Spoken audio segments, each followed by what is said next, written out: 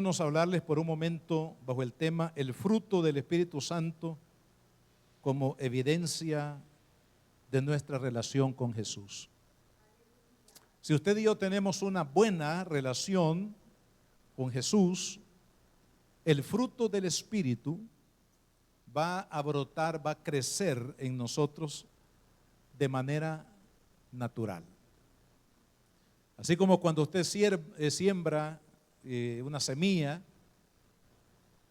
hablemos de algún fruto, un aguacate, un mango, una papaya o cualquier otro fruto, usted la siembra, usted hace lo posible para que la plantita tenga sol, tenga agua.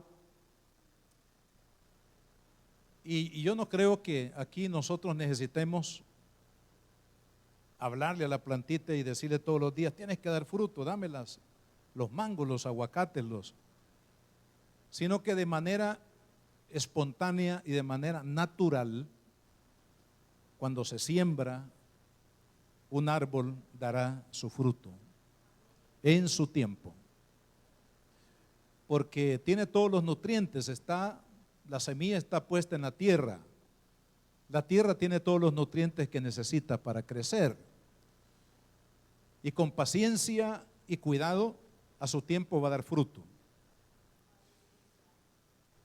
de manera natural. De igual forma, en la parte espiritual, si nosotros estamos plantados en Jesús, si nosotros creemos firmemente en Jesús y en su obra, si nos hemos entregado a Él, si vivimos para la gloria de Dios y la gloria de Jesús cada día de nuestra vida, de manera espontánea y natural vamos a llevar el fruto de Dios para su gloria. Por eso dice la palabra del Señor. Quiero comenzar aquí la lectura, aunque haremos otras lecturas de otros pasajes en Gálatas capítulo 5, versículo 16.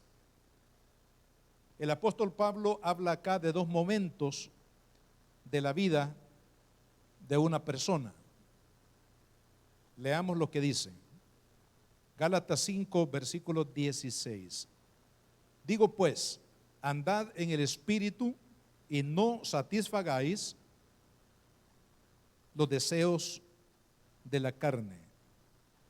Porque el deseo de la carne es contra el Espíritu y el Espíritu es contra la carne. Y estos se oponen entre sí para que no hagáis lo que quisierais. Pero si sois guiados por el Espíritu, no estáis bajo la ley. Y manifiestas son las obras de la carne. Y aquí enumera algunas, que son adulterio, fornicación, inmundicia, lascivia, idolatría, hechicería, enemistades, pleitos, celos, iras, contiendas, disensiones, herejías, envidias, homicidios, borracheras, orgías y cosas, o sea, la lista puede continuar, y cosas semejantes a estas, acerca de las cuales os amonesto, como ya lo he dicho antes, que los que practican tales cosas no heredarán el reino de Dios. Pero luego en el versículo 22 cambia el tono, dice, más el fruto del Espíritu es amor, gozo, paz, paciencia, benignidad, bondad, fe, mansedumbre, templanza. Contra tales cosas no hay ley. Si vemos acá, el apóstol Pablo hace una clara distinción o diferencia entre dos momentos de la vida de un ser humano. El momento cuando la persona está siendo controlada por sus instintos, que aquí Pablo le llama deseos de la carne. La palabra carne en este contexto significa precisamente las concupiscencias o los deseos naturales del ser humano, que muchas veces lo esclavizan a hacer cosas que están contrarias o son contrarias a la voluntad de Dios, a lo que nos conviene y a lo que conviene también a la comunidad de la iglesia y a la comunidad en el ambiente social en la que nos movemos cada uno de nosotros. Por supuesto, el dominio de la carne es más notorio, imposible de resolverlo cuando estamos en el plano natural, cuando no nos hemos entregado a Cristo, cuando no hemos creído en Él, cuando no estamos viviendo para Jesús, porque es en la entrega a Cristo donde opera el Espíritu Santo para producir un fruto diferente en nuestra vida. Pero mientras Jesús no es el Señor de nuestra vida y no estamos apegados a Él con todo nuestro ser y nuestro corazón, el ser humano se convierte en un terreno fértil para las obras de la carne. Hasta que llega ese momento cuando la persona reconoce su necesidad de Cristo, confiesa su pecado y su necesidad a Jesús, que lo rescate de ese control de la carne para vivir una vida diferente, hacer obras diferentes, un fruto de vida o conducta diferente para la gloria del Señor y para beneficio de la familia y de los demás.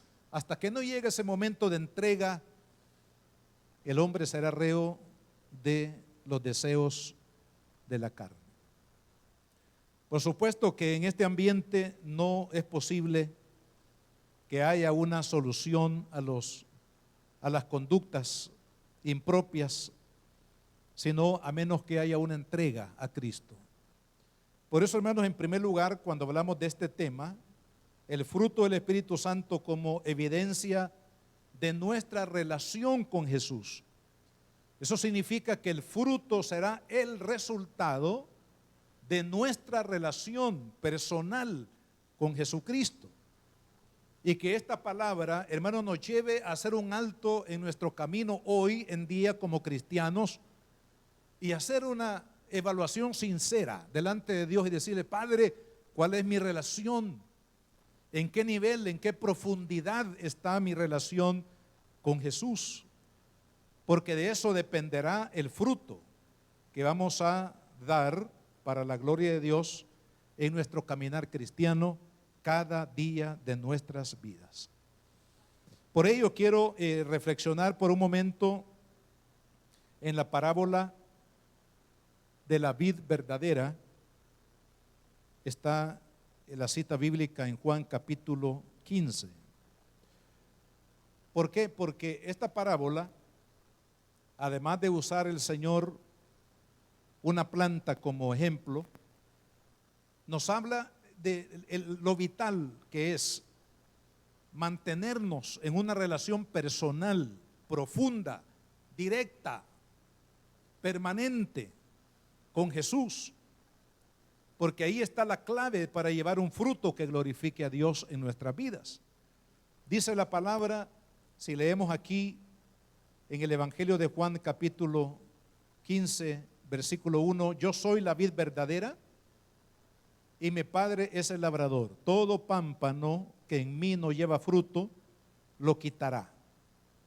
Y todo aquel que lleva fruto, lo limpiará para que lleve más fruto. Ya vosotros estáis limpios por la palabra que os he hablado, permaneced en mí y yo en vosotros. Como el pámpano no puede llevar fruto por sí mismo, vea qué importante, el pámpano no puede llevar fruto por sí mismo si no permanece en la vid. Así tampoco vosotros si no permanecéis en mí. Yo soy la vid, vosotros los pámpanos. El que permanece en mí y yo en él, este lleva mucho fruto, porque separados de mí nada podéis hacer. Como maestro por excelencia, Jesús toma algo que era tan común en el tiempo que él vivió acá en la nación de Israel, como lo era el cultivo de las uvas, de las parras de uvas. Esto era muy común. Es más, Jesús tenía un lugar favorito donde él iba a orar y permanecía mucho tiempo allí en oración, conocido como el Monte de los Olivos, porque ahí también se daba este árbol famoso que es el olivo, del cual se extraía el aceite para la comida, para la salud y para la unción que se utilizaba en el templo. Así como el olivo era tan común en la vida diaria de la nación de Israel, lo era también la parra de uvas.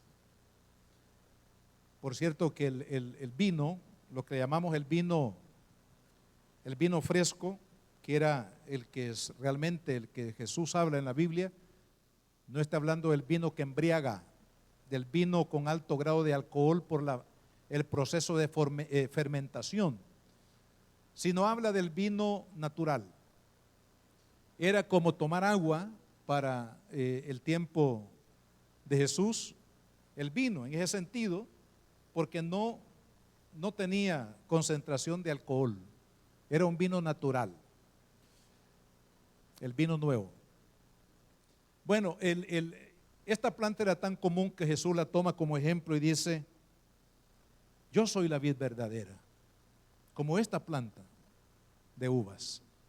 Mi Padre, Dios, es el labrador, el que cuida, el que anhela que esta planta dé fruto. Y Él dice: yo soy el tallo principal de esta planta. Y ustedes son ramas o pámpanos que deben de estar conectados con el tallo principal para poder dar fruto. Entonces vea qué lindo, en una manera tan sencilla. Si yo no lo voy a hacer, esta plantita tiene un tallo principal y tiene muchas ramitas, y de ahí vienen las flores. Ya está floreando, aquí por lo menos tiene una. Si yo cortara la rama donde esta flor está creciendo, mañana o más tarde estaría completamente marchita y seca. De ahí lo que Jesús acá, y es lo que quiero concentrarme porque hay mucha enseñanza acá, pero concentrarme en lo que Jesús dice. Dice: permanezcan en mí y yo en ustedes, para que ustedes puedan llevar fruto. Porque si se separan de mí, como cortar una rama del tallo principal de una planta, de un árbol, se secarán. Y luego lo recogerán, así como hacemos todos. Recogemos la leña seca, y ¿para dónde va la leña seca? O las ramas secas. Terminan en la hoguera, terminan cocinando las tortillas o cualquier otro elemento, ¿verdad? Entonces dice Jesús, la palabra aquí, hermanos, clave, o una de las palabras clave de esta parábola es permanecer. ¿Y cómo usted y yo vamos a permanecer en Jesús?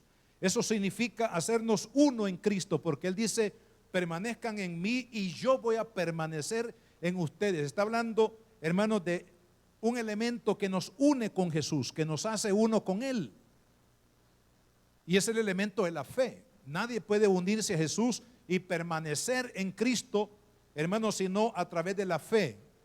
No hay que confundir, porque la religión realmente no nos hace permanecer en Cristo, no nos hace uno en Cristo. Hay muchas personas que buscan en una filosofía religiosa el encontrar a Dios, pero no olvidemos que toda religión, en esencia, todas llevan como propósito alcanzar por medios humanos a Dios, conocerlo.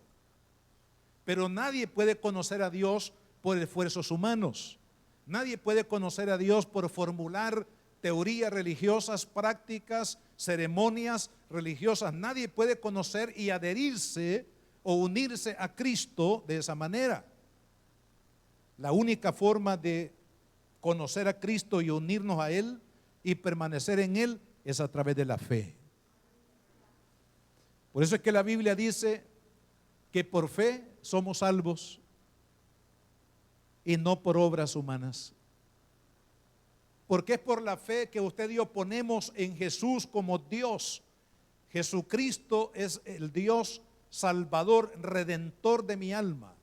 Por eso Pablo también en la carta a los Romanos en el capítulo 10 dice que si confesares con tu boca que Jesús es el Señor, de ahí la palabra Señor significa el soberano, y hay un solo soberano que se llama Dios, creador de los cielos y de la tierra. Entonces Pablo dice, si confiesas con tu boca que Jesús es Dios, es el soberano, es Dios mismo que ha venido en carne, si confesamos que Jesús es el Señor, seréis salvos. Con el corazón se cree, hablando de la fe, y con la boca se confiesa para hacer efectiva la salvación por medio de la fe en la persona de Jesucristo. Esa fe, hermano, que usted y yo ponemos en Jesucristo. Yo recuerdo a un hermano, y lo comentaba un día de estos, a un fiel hermano que hoy servidor de Dios y entregado al Señor. Era un hombre profesional, un abogado, un hombre, bueno, en la sociedad salvadoreña conocido. Pero él cuenta en su testimonio que él tenía un problema serio para poder nacer de nuevo, para poder conocer a Jesucristo. Y el problema era que él no creía que Jesucristo fuera Dios. Él tenía la idea que Jesucristo, como muchos, ¿verdad?, es un buen predicador, un buen maestro, un profeta, un hombre de bien, pero hasta ahí no más. Entonces el problema para que él conociera realmente a Cristo como Señor y Salvador era que no se le había revelado que Jesucristo es Dios hecho carne. Pero cuando este hombre se expuso a la palabra de Dios por un tiempo, el Espíritu Santo hizo la obra en él. Y él llegó a reconocer y aceptar en su corazón por fe y por la confesión de sus labios a Jesucristo como Señor de su vida. Entonces sucedió el milagro. Se convirtió al Señor e incluso, hermano, por un tiempo él abandonó su despacho, su lugar de trabajo, y se dedicó a andar predicando la palabra de Dios por todo El Salvador. Dice que conoció lugares que solamente los había escuchado por nombre, pero que nunca había ido a esos lugares, cantones, caseríos donde le invitaban. Él iba a predicar la palabra del Señor, y así estuvo por mucho tiempo, hasta que tristemente fue afectado por problemas de diabetes y su salud se deterioró. Pero ¿qué es lo que quiero decir, hermano? Cuando conocemos a Cristo en ese nivel, aceptar que Él es Dios, aceptar que solamente en Él tenemos perdón de pecados y vida eterna, reconocer que Jesucristo es el único. Así dice la Biblia, Jesucristo es el único mediador entre Dios y los hombres, que Él es el Dios que pagó el precio con su vida y con el derramamiento de su sangre para nuestra salvación. Esa es la única forma como nosotros podemos, como lo dice aquí la palabra, permanecer en Cristo. No es por la religión, no es por las ceremonias, no es porque por cultos, por actividades, hermano, que la gente va a pegar su vida a Cristo o a unirla, sino es a través de la fe que ponemos en Él como Dios, como Salvador, como el perdonador, como el que limpia nuestra alma del pecado, el que hace de nosotros una nueva criatura. Se llama Cristo Jesús. Hay poder en la sangre de Cristo. Hay poder para salvar, poder para sanar, poder para transformar la vida solamente a través del poder de Jesucristo. Cuando nosotros creemos eso y lo experimentamos, llegamos entonces a conocerle y a permanecer en Él. Por eso, vea lo que dice el versículo 7. Si permanecéis en mí y mi palabra, ¿cómo usted y yo podemos permanecer en Cristo después de la conversión? Permaneciendo en su palabra. ¿Qué dice la palabra de Dios para mí? Obedecer lo que Dios dice en la palabra para mí. Es la única manera como después de la conversión yo sigo conectado con Cristo. Mi vida está pegada a ese tallo principal que hará producir en mi vida el fruto que glorifique a Dios por medio de la permanencia en la palabra. De ahí, amado hermano, la importancia de que usted y yo conozcamos la palabra, meditemos en la palabra, leamos la palabra, hacer que la palabra de Dios se vuelva un alimento espiritual para nuestra alma, porque permaneciendo en la palabra permanecemos en Jesús. Pero ¿qué más? Dice el versículo 9: como el Padre me ha amado, así también yo os he amado. ¿Y qué dice el final? Permaneced en mi amor. Cuando permanecemos en el amor de Cristo, en el amor de Dios, cuando permitimos que el amor de Dios invada todo nuestro ser, pensamientos, sentimientos, voluntad, todas las obras, todo lo que pensamos, lo que planeamos, lo que hacemos, lo hacemos motivados por el amor de Dios que ha sido derramado por el Espíritu Santo en nuestra vida, es cuando vamos a permanecer en Cristo a través del amor. Entonces, son las únicas maneras. Y hay algo más en el versículo 10, dice: si guardáis mis mandamientos, permaneceréis en mi amor, así como yo he guardado los mandamientos de mi Padre y permanezco en su amor. Entonces, mire, para permanecer en Cristo necesitamos 4 experiencias. Primero, la experiencia de la conversión. Segundo, permanecer en la palabra, creer, caminar por las promesas de Dios y por la revelación de su palabra. Número 3, permanecer en el amor. No permitamos que el odio, el rencor, hermanos, el temor, la angustia, todo aquello que roba, hermano, el amor y el poder del amor de Dios en nosotros se desarrolle. Permanezcamos en el amor de Cristo y vamos a hablar acerca del amor. Y lo otro, permanecer obedeciendo. ¿No es cierto que uno de los problemas que tenemos los seres humanos es la obediencia, hermano? ¿O solamente yo tengo ese problema? ¿O todos? ¿Cuál es el problema número 1 de los hijos? La desobediencia. Por eso dice el Señor: obedece a tus padres, hónralos, porque entonces te bendeciré y serás de larga vida en la tierra si obedeces a tus padres. ¿Cuál es el problema de la esposa en el matrimonio? La falta de sometimiento al líder, a su cabeza, que es el esposo. ¿Cuál es el problema del hombre? ¿Por qué no puede amar a su esposa como Dios quiere que la ame y cuidar a sus hijos como Dios quiere que los cuide? Porque no se somete a su cabeza. ¿Cuál es la cabeza del hombre en la estructura espiritual que revela la Biblia? Es Cristo. Por falta de sometimiento a Cristo, yo echo a perder a mi familia. Por falta de sometimiento al esposo, la esposa echa a perder su familia. Por falta de sometimiento de los hijos a los padres, se echa a perder su vida en la perdición de este mundo. Todo, hermano, requiere obediencia. Entonces Cristo dice: si ustedes me conocen verdaderamente como Señor y Salvador de sus vidas, si ustedes permanecen en mi palabra, si ustedes permanecen en mi amor y ustedes permanecen en obediencia a los mandamientos que yo les he establecido para su bienestar, entonces eso es permanecer en Cristo. Y si permanecemos en Él, de manera natural, espontánea, daremos el fruto del Espíritu.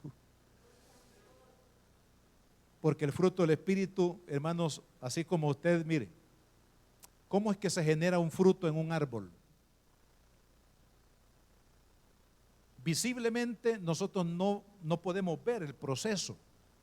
Por ejemplo, cómo muere la semilla en el seno de la tierra, cómo los ingredientes que potencialmente están allí en esa semilla, sea pequeñita o grande, pero Dios puso en esa semilla todos los elementos necesarios para que diera el fruto adecuado de su naturaleza. La semilla se siembra, nadie ve cómo crece, cómo se desarrolla, cómo se forma esa química de todos los elementos de la semilla, nadie lo conoce. Ahí diríamos en lo oculto, la semilla va creciendo, luego rompe el suelo, la tierra, y comienza a crecer, comienza a desarrollarse y finalmente da fruto. Yo un día de estos pasé por un vivero y un arbolito así, mire, creo que era de guayaba. Me llamó la atención porque le digo yo al muchacho que estaba ahí atendiéndole, ¿y cómo es posible? Digo, mire, si la planta no tiene ni 1 metro de altura. Y ya tenía varias guayabas así de grandes, miren, casi en el tallo mismo del arbolito. Ah, sí, me dijo, ya tiene fruto, me dijo. Pero hasta ahí no me quiso explicar cómo, porque eso hay que pagarlo, hay que pagar el saber la dinámica de cómo hacer que un arbolito de guayaba de 80 centímetros esté produciendo. Hermano, nadie sabe, no conocemos científicamente, al menos la mayoría que no estamos en esa rama, ¿verdad?, de la ingeniería, para conocer todos esos detalles. Pero lo que es cierto es que podemos ver que después que se siembra una semilla, a su tiempo da fruto y después nos comemos el fruto. De manera natural, así también sucede en la vida espiritual. Si usted y yo nos entregamos a Cristo, si vivimos para la gloria de Cristo, si servimos a Cristo, si le honramos y guardamos su palabra en nuestro corazón, si le amamos y procuramos guardar y hacer producir, crecer el amor de Cristo en nuestra vida, de manera espontánea va a surgir el fruto de Dios en nosotros. Vamos a ser como árboles, hermanos, plantados. Lo dice el Salmo 1, seréis como árboles plantados junto a corrientes de aguas, que da su fruto a su tiempo, su hoja no cae y todo lo que hagas prosperará. Gloria al Señor. Pero ¿qué se necesita? Estar ligado, en este caso, a Cristo. Hagamos de Cristo el Señor de nuestra vida. Hagamos a Cristo, hermanos, el amor de nuestra vida. ¿Por qué no? Hagamos a Cristo el pastor de nuestra vida, el maestro de nuestra vida, el sustentador de nuestra vida. Hagamos a Cristo el todo en nuestra vida y el fruto va a surgir. Porque el fruto opera en la naturaleza del Espíritu y no en la carne.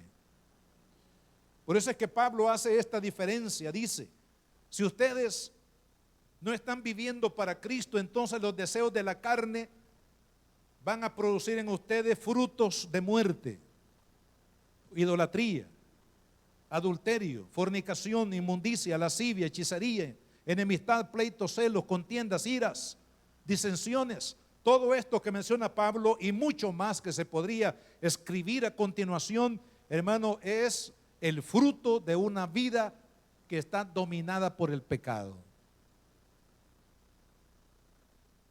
Una vida que no está rendida al Señor no puede llevar el fruto de Dios. Y ahí, hermanos, sí, la Biblia es radical. El que vive bajo el dominio de la carne tendrá los frutos que corresponden a su naturaleza carnal. Fíjese que en la Biblia, y le voy a dar este pasaje como referencia, Mateo 7, versículo 16 al 19, hay una ley ahí que estableció Jesús en la vida espiritual. Dice, por sus frutos los conoceréis. Esto significa que la naturaleza de un árbol o que el fruto está relacionado con la naturaleza del árbol. Más adelante dice, todo buen árbol da buenos frutos, pero el árbol malo da frutos malos. Entonces, ¿cómo es que se conoce la calidad de un cristiano? No se conoce por la ropa que viste, aunque la Biblia dice que hay que vestirnos de manera decorosa. Amén. No de manera provocativa, en el caso de las mujeres o los hombres, que despierte la lascivia y despierte otros apetitos carnales en la sociedad. La Biblia habla que hay que vestir de manera decorosa. Pero no es, hermano, en sí por la ropa, no es porque voy a la iglesia, no es porque porto una Biblia debajo del brazo, o porque me identifico y visito cierta congregación. No, la evidencia de un cristiano está en el fruto espiritual que produce su vida, sea en el hogar, que es la prueba de fuego, le llamo yo, de la vida cristiana, porque es en el hogar donde se puede certificar de parte del cónyuge o de los hijos si verdaderamente somos cristianos. Gracias por los 2 amenes, hermano. Esa es la prueba de fuego, hermano. Ahí vamos a ir a hacer el examen y ustedes vienen también a mi casa a hacerme el examen a mí. Preguntarle a la esposa, mire, ¿y él es verdaderamente cristiano? ¿Cómo se comporta aquí? ¿Le ama? O los hijos, de igual manera. Es el fruto. Es el fruto el que va a identificar la naturaleza del árbol. Si el árbol es bueno, va a dar buenos frutos. Frutos que van a glorificar a Cristo. Frutos que van a ser de bendición para mi familia. Frutos que van a ser de bendición para la sociedad en la cual nos movemos cada día. Nosotros, hermanos, ahí está el verdadero, la verdadera identidad de lo que somos en el fruto. Entonces, volviendo aquí para hacer una aplicación, en Gálatas capítulo 5, Pablo hace la diferencia y dice, más el fruto del Espíritu es amor. Usted se ha preguntado por qué dice la Biblia más el fruto y no dice, porque son 9 virtudes las que encontramos acá, incluyendo el amor. Pero el versículo 22 dice, más el fruto en singular, más el fruto del Espíritu es amor. Y la explicación de esto es porque, hermanos, el fruto realmente del cual está aquí hablando el Señor es el amor. Y de la virtud del amor se desprenden no solamente estas 8 virtudes que están aquí escritas, sino mucho más. Entonces quiere decir, hermanos, que el fruto que Dios está buscando principalmente que se desarrolle en nuestra vida es el amor. Si nosotros somos capaces de amar con el amor de Dios, entonces se van a desarrollar otras virtudes en nuestra vida, como cuáles: gozo, paz, paciencia, benignidad, bondad, fe, mansedumbre y templanza. Cada una de ellas tiene una explicación que no la vamos a dar este día, pero lo estamos estudiando los viernes, así que los invito el viernes. Pero concentrémonos, hermanos, en el amor. ¿Qué es el amor? La Biblia dice que el amor es la bondad que emana de Dios. Al grado que la palabra dice en 1 de Juan capítulo 4, versículo 16, que Dios es en su naturaleza amor. O sea, lo que significa es que Dios en su naturaleza es bondad, es bondadoso, es dador. Y esto es maravilloso, hermano, porque por causa del amor de Dios es que usted y yo estamos aquí. Por causa del amor de Dios es que Él, hermano, entregó lo más grande, lo más preciado, lo más hermoso, lo más bello, lo más grande que Él tenía para usted y para mí. Lo entregó por amor. Me refiero a Cristo Jesús, nuestro bendito Salvador. Por eso la Biblia dice, de tal manera amó Dios. La motivación del por qué Cristo vino a este mundo, amado hermano, es por amor, porque le amó a usted y a mí, porque nos vio, hermanos, hundidos en la desgracia del pecado, y Él sabía que ese pecado que nos dominaba nos llevaría a una muerte segura y eterna. Por amor, entonces Él mostró la bondad. Mire, el amor,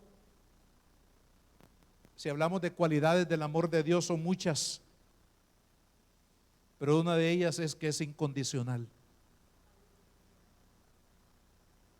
Preguntémonos si nosotros estamos amando de manera incondicional o condicionalmente. Muchos matrimonios se separan, se destruyen, se rompen la unidad del matrimonio por falta de un amor incondicional. Porque me hiciste, porque no me hiciste, porque esto y lo otro, y enumeramos toda la lista. Los novios en su relación de noviazgo muchas veces no pueden llegar a una relación, digamos, madura, permanente con la persona con quien se van a casar por falta del amor incondicional, porque siempre estamos condicionando mi relación, mi amor, mi expresión hacia la persona, lo condicionamos a su conducta o a lo que recibimos de parte de esta persona. Pero mire, el amor de Dios es un amor incondicional. Él no nos dijo, mira hijo, ve a superar ese problema que tienes de pecado en tu vida y después vienes. Sino que la Biblia dice, Pablo en la carta a los Romanos, capítulo 5, versículo 8, dice, siendo aún pecadores, Cristo murió por nosotros. Es decir, que en esa condición de pecado, veamos el ejemplo del hijo pródigo. El hijo pródigo va, vende, hace todo, pierde, entra en un fracaso tremendo, se ve en harapos, con hambre, sin 5 centavos en la bolsa, sin casa, sin papá, sin mamá, sin hogar. Pero luego dice, ¿qué es lo que estoy haciendo? ¿Qué es lo que he hecho? Voy a regresar a la casa de mi padre y le pediré perdón por la decisión tan fatal que tomé de abandonar su cobertura. Si usted lee, y yo le pido que lea cuidadosamente la parábola, está en Lucas capítulo 15. Léala. Y luego hágase la pregunta, ¿cuál fue la condición del padre para recibir a este hijo que lo había ofendido, que había gastado la herencia del papá, aun cuando el papá estaba vivo? Es decir, una herencia anticipada. Pregúntese, ¿cuál fue la condición de este padre para aceptar a este hijo pródigo?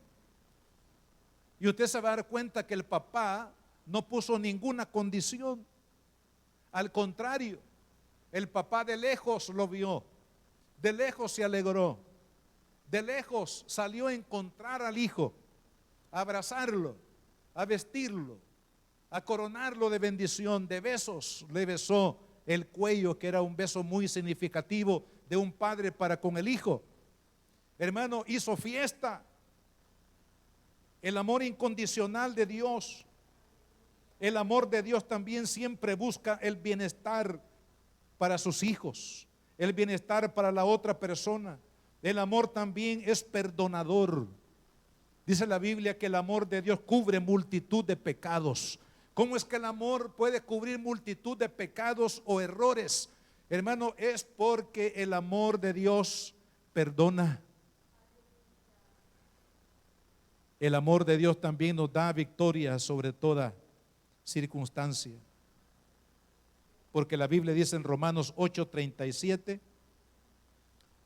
que en Jesucristo somos más que vencedores, dice, por aquel que nos amó. Entonces es por el amor de Dios, es por la gracia de Dios que usted y yo, hermanos, ahora podemos disfrutar de esta relación maravillosa con el Señor en nuestras vidas. Ahora, si el fruto que Dios espera ver en nosotros es el fruto de su amor, entonces preguntémonos, ¿estoy yo dando ese fruto de amor? Porque en la lógica espiritual que Juan aborda en el capítulo 4 de su primera carta, dice, si decimos que amamos a Dios y aborrecemos a nuestro hermano, entonces lo que estamos viviendo, dice, es una mentira, es una hipocresía religiosa. Decir que amo a Dios, pero no soy capaz de amar a aquella persona que está delante de mí. Si hablamos del cónyuge, si hablamos de un hijo, hablamos de un hermano, si hablamos de una persona, de un prójimo. Si no somos capaces de amar,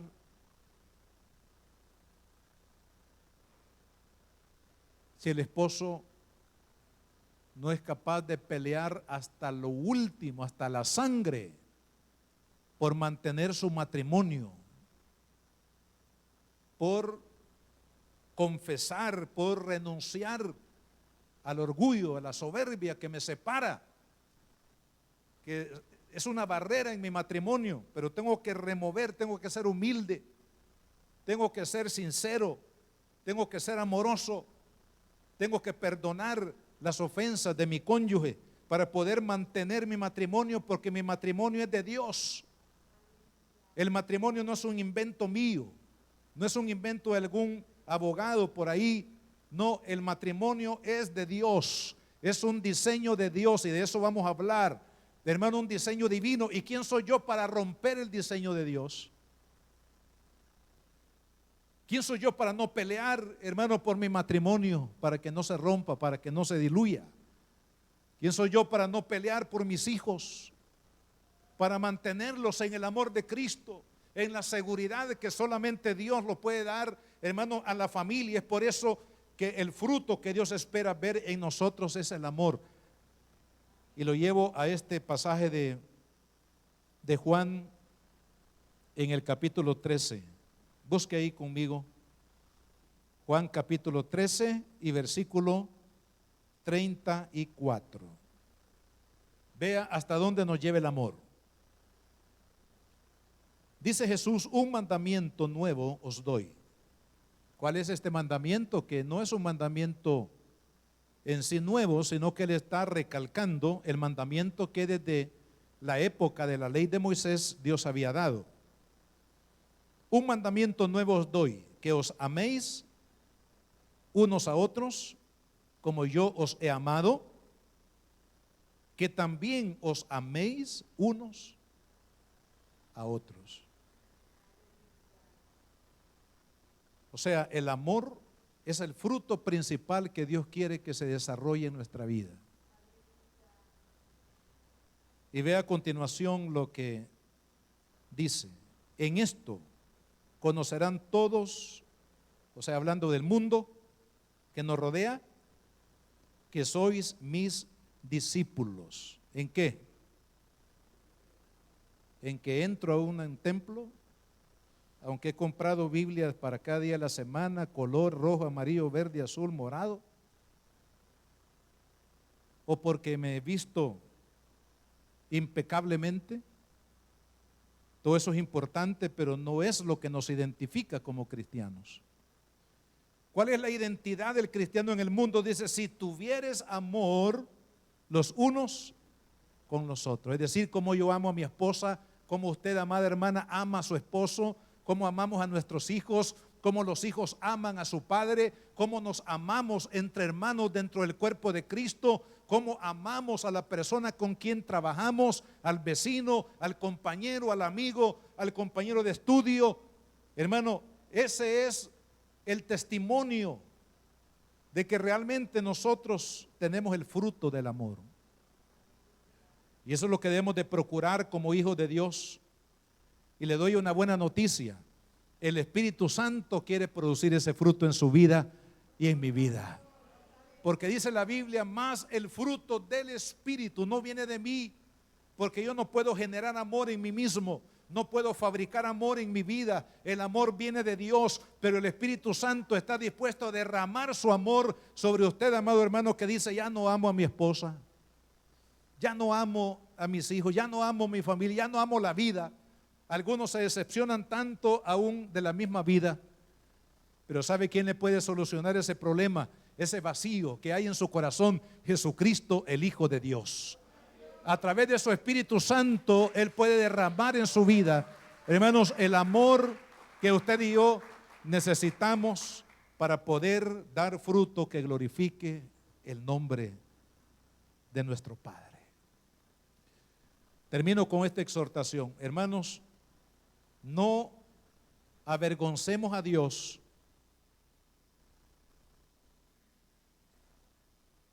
por no dar el fruto del Espíritu Santo, el fruto del amor en nuestras vidas. Porque por ausencia del fruto del amor del Espíritu en nosotros, vienen todos los malos testimonios